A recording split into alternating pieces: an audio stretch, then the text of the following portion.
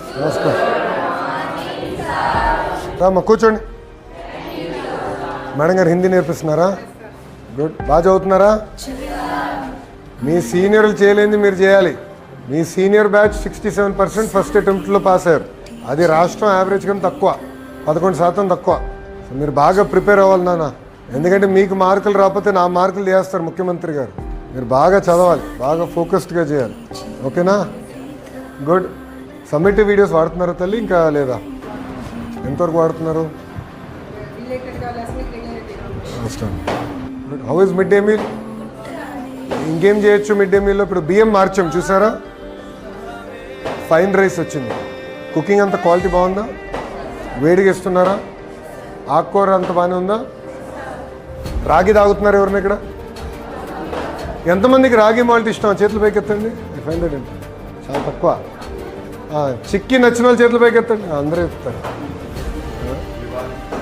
ఎందుకంటే చిక్కీలో బాగా జాగ్రత్త ఉంటుంది కనుక చిక్కీ ఇష్టం. పౌష్టిక ఆహారం అనేది చాలా చాలా అవసరం. అమ్మ ఈ 1 year అనేది వెరీ వెరీ ఇంపార్టెంట్ ఇయర్. ఇప్పటివరకు ఆడుతూ పాడుతూ చదివారు. నేను కూడా 10th వచ్చే వరకు చదివేవాడిని, కానీ ఆడుతూ పాడుతూ చేశాను. కానీ 10th అనేది చాలా చాలా ఇంపార్టెంట్.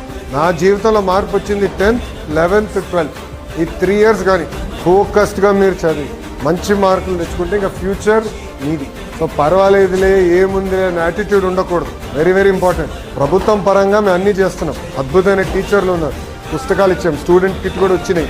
అన్నీ ప్రభుత్వం చేయాల్సింది మేము చేస్తున్నాం. మీరు నాకు ఇన్ రిటర్న్ చేయాల్సింది బాగా చదవాలి, మంచి మార్కులు సాధించాలి. Especially back benchers.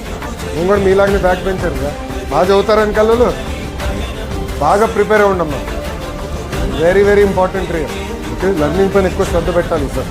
కేవలం బట్టి కొడతాం కాదు, చదువుకుంది జీవితంలో ఎలా అప్లై చేస్తానే వెరీ వెరీ ఇంపార్టెంట్. ఇంట్లో తల్లిదండ్రులు, అక్క చెల్లి, అన్న తమ్ముడితో కూడా మారాలి. పుస్తకాల్లో ఏముందో దానికన్నా లోక జ్ఞానం కూడా చాలా అవసరం. బాగా కష్టపడాలి, బాగా చదవాలి. క్లియర్? మంచి మార్కులు తెచ్చుకుంటారా? వెరీ వెరీ ఇంపార్టెంట్ ఇయర్ అమ్మా. Be very focused. ఓకేమా? All the best. బాగా చదవండి. థ్యాంక్ యూ అమ్మా. జై హింద్. థ్యాంక్ యూ అమ్మా. థ్యాంక్ యూ తల్లి.